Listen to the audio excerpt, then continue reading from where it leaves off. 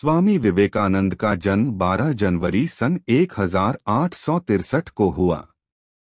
उनका घर का नाम नरेंद्र दत्त था। उनके पिता विश्वनाथ दत्त पाश्चात्य सभ्यता में विश्वास रखते थे। वे अपने पुत्र नरेंद्र को भी अंग्रेजी पढ़ाकर पाश्चात्य सभ्यता के ढंग पर ही चलाना चाहते थे। नरेंद्र की बुद्धि बचपन से बड़ी तीव्र थी और परमात्मा को पाने की लालसा भी प्रबल थी। इस हेतु वे पहले ब्रह्मा समाज में गए, किंतु वहां उनके चित्त को संतोष नहीं हुआ। सन 1884 में विश्वनाथ दत्त की मृत्यु हो गई। घर का भार नरेंद्र पर पड़ा। घर की दशा बहुत खराब थी। कुशल यही थी कि नरेंद्र का विवाह नहीं हुआ था। अत्यंत गरीबी में भी नरेंद्र बड़े अतिथि सेवी थे।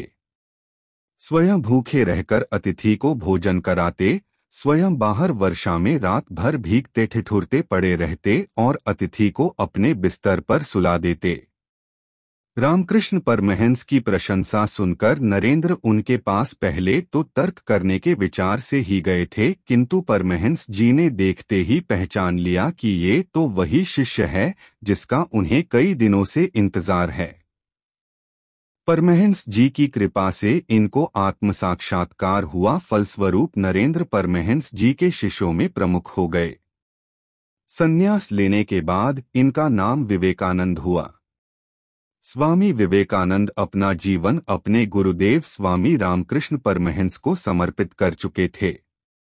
गुरुदेव के शरीर त्याग के दिनों में अपने घर और कुटुंब की नाजुक हालत की परवाह किए बिना, स्वयं के भोजन की परवाह किए बिना गुरु सेवा में सतत हाजिर रहे। गुरुदेव का शरीर अत्यंत रुग्ण हो गया था।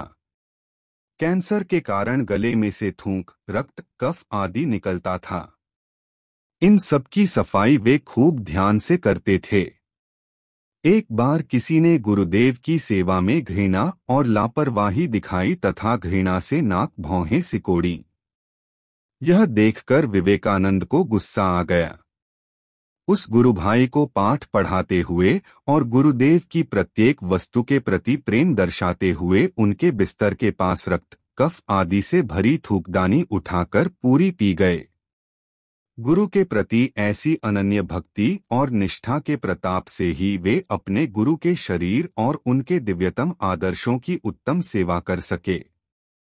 गुरुदेव को वे समझ सके, स्वयं के अस्तित्व को गुरुदेव के स्वरूप में विलीन कर सके। समग्र विश्व में भारत के अमूल्य आध्यात्मिक खजाने की महक फैला सके। उनके इस महान व्यक्तित्व की नींव में थी ऐसी गुरु भक्ति, गुरु सेवा और गुरु के प्रति अनन्य निष्ठा। 25 वर्ष की अवस्था में नरेंद्र दत्त ने गेरुआ वस्त्र पहन लिए। तत्पश्चात उन्होंने पैदल ही पूरे भारतवर्ष की यात्रा की। सन 1893 में शिकागो, अमेरिका में विश्व धर्म परिषद हो रही थी। स्वामी विवेकानंद जी उसमें भारत के प्रतिनिधि के रूप से पहुंचे। यूरोप अमेरिका के लोग उस समय पराधीन भारतवासियों को बहुत हीन दृष्टि से देखते थे। वहां लोगों ने बहुत प्रयत्न किया कि स्वामी विवेकानंद को सर्वधर्म परिषद में बोलने का समय ही न मिले। एक अमेरिकन प्रोफेसर के प्रयास से उन्हें थोड़ा समय मिला, किंतु उनके विचार सुनकर सभी विद्वान चकित हो गए। फिर तो अमेरिका में उनका बहुत स्वागत हुआ। वहां इनके भक्तों का एक बड़ा समुदाय हो गया। 3 वर्ष तक वे अमेरिका रहे और वहां के लोगों को भारतीय तत्वज्ञान की अद्भुत ज्योति प्रदान करते रहे। अध्यात्म विद्या और भारतीय दर्शन के बिना विश्व अनाथ हो जाएगा, यह स्वामी विवेकानंद जी का दृढ़ विश्वास था। अमेरिका में उन्होंने रामकृष्ण मिशन की अनेक शाखाएं स्थापित की। अनेक अमेरिकन विद्वानों ने उनका शिष्यत्व ग्रहण किया। वे सदा अपने को गरीबों का सेवक कहते थे। भारत के गौरव को देश देशांतरों में उज्ज्वल करने का उन्होंने सदा प्रयत्न किया। 4 जुलाई सन 1902 को उन्होंने देह त्याग किया।